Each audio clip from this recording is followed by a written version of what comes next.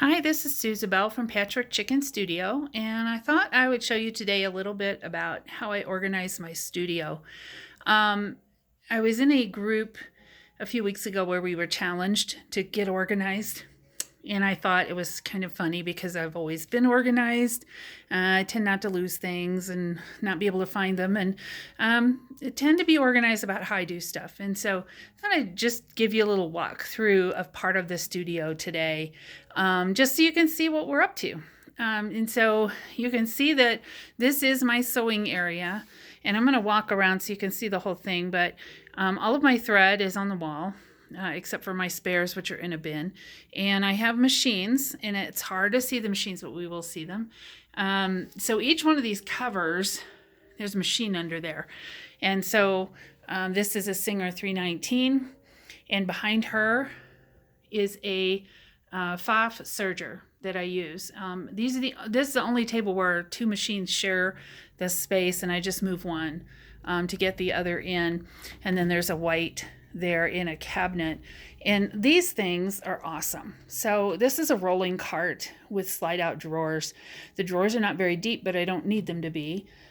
They hold all of my accessories for this particular sewing machine, the 319, plus thread and bobbins and pins and practice test sewing fabric and all kinds of good stuff in there. And then on the top of there, I have things that I use all the time. Variety of scissors, rulers, things to poke out corners with, seam rippers, of course, and a little metallic or a magnetic bin to hold things, pin cushion, of course. And these little glass dishes I really like. Easy for putting stuff in and taking stuff out, and I can change it out depending on the project that I'm working on. And so this table has its own chair. There's the chair. So I'm not moving chairs around the room as well.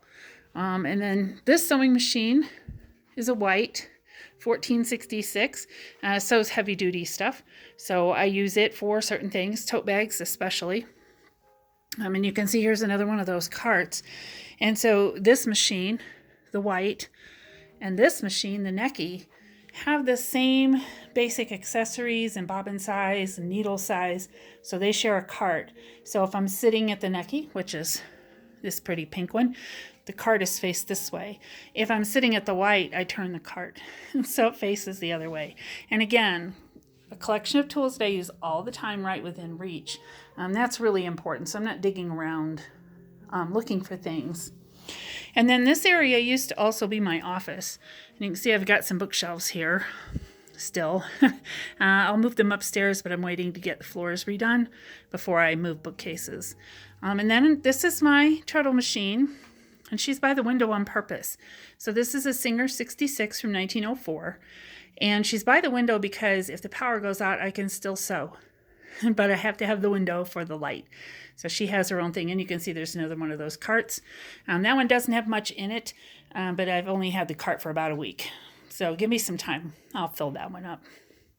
You can also see there's my ring light, one of my ring lights that I use for doing videos.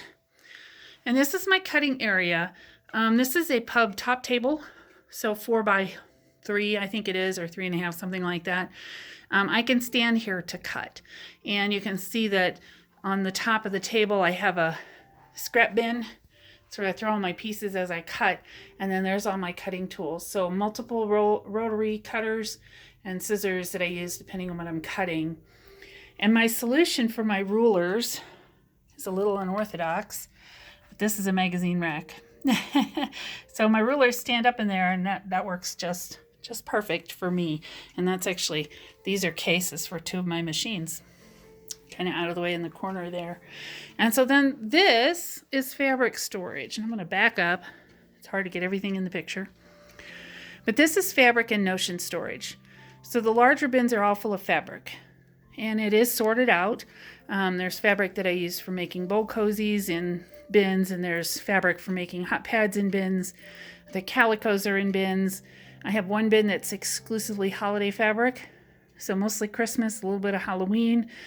I actually have bowl cozy fabric already cut out that's just in a bin by itself, so it's easy for me to just grab it and sit down and stitch up a few things. On the top, these are more of my notions.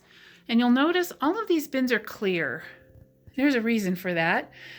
Yes, I could make labels for these bins, but when I'm sewing, I take out what I want, cut it, and do whatever I'm going to do with it.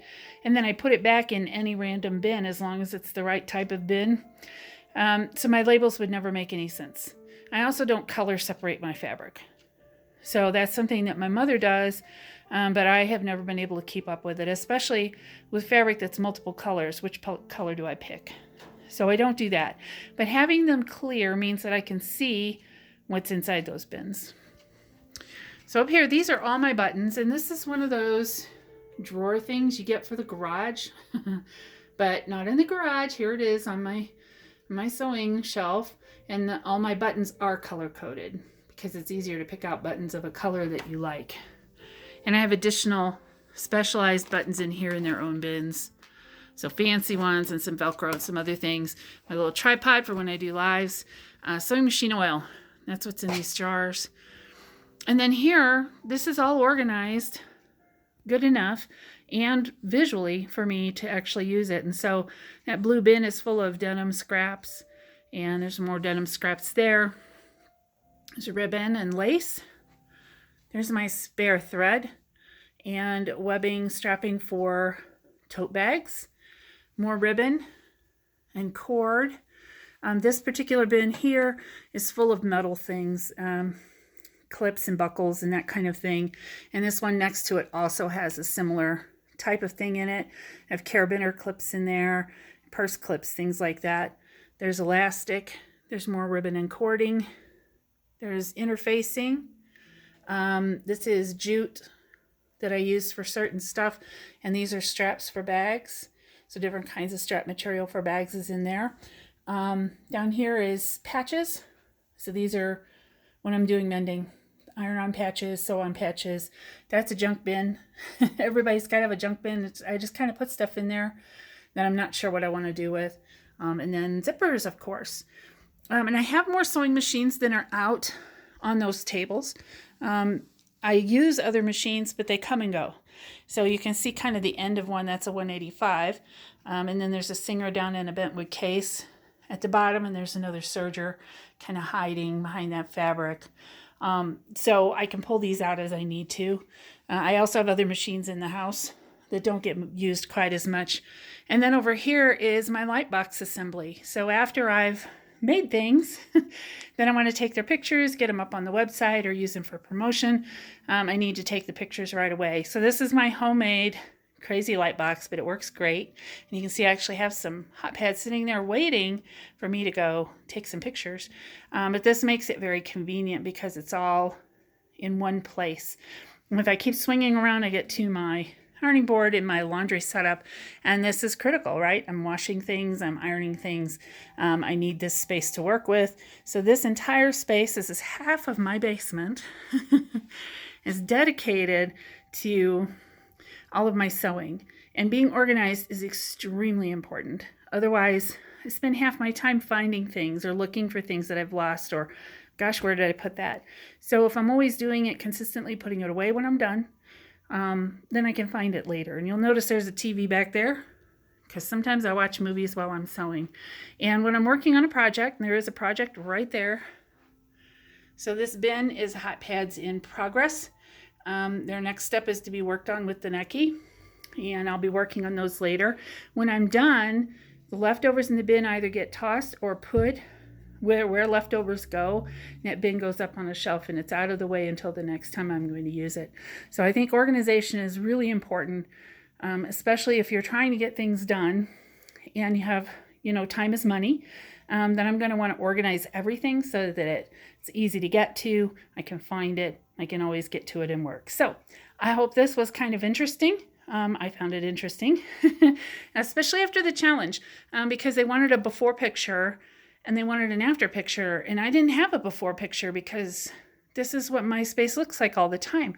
I'm always ready to sew. I'm always ready to cut things out. I'm always ready to grab that next item from the bin and get working on it. So anyway, I'd love to hear your comments. Again, Susabelle with Patchwork Chicken Studio, and I hope you have a great day.